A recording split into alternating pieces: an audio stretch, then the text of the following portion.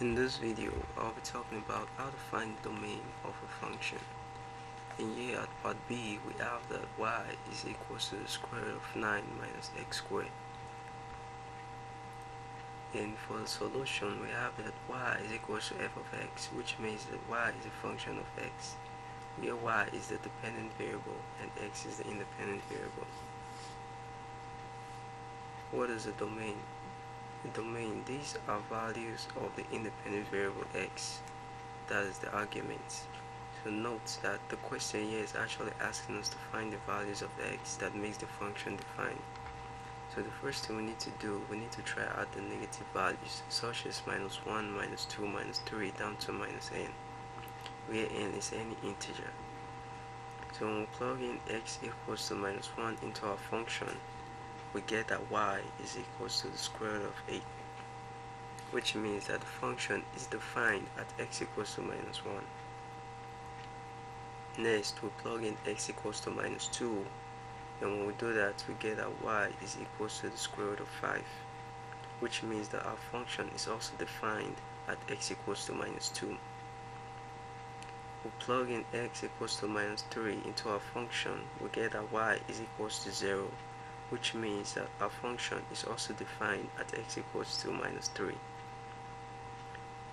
When we plug in minus 4 into our function, we get that y is equals to square root of minus 7, which gives a complex number.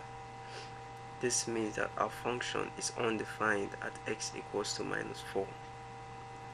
If you notice, if we plug in any other negative number, e.g. minus 4, minus 5, minus 6, downwards, we are going to have a complex number, which means that for these values, that our function is undefined. Secondly, we try out 0 and positive values such as 0, 1, 2, 3, all the way to n.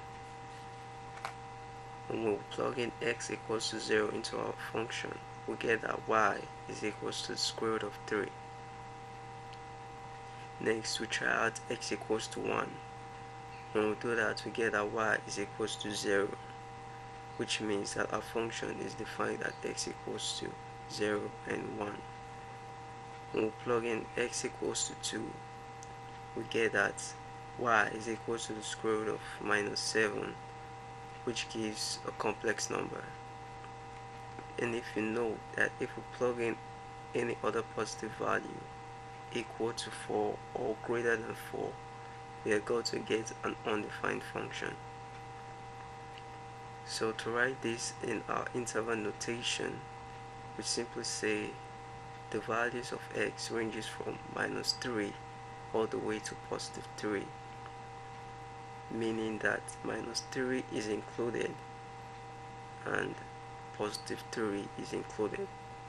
We can also write this in inequality form as x can be any number in between the range of minus 3 and positive 3, with minus 3 included and positive 3 included. And thank you guys for watching. If this video was helpful, please make sure to like, share and subscribe for more, and also check out the next exercise.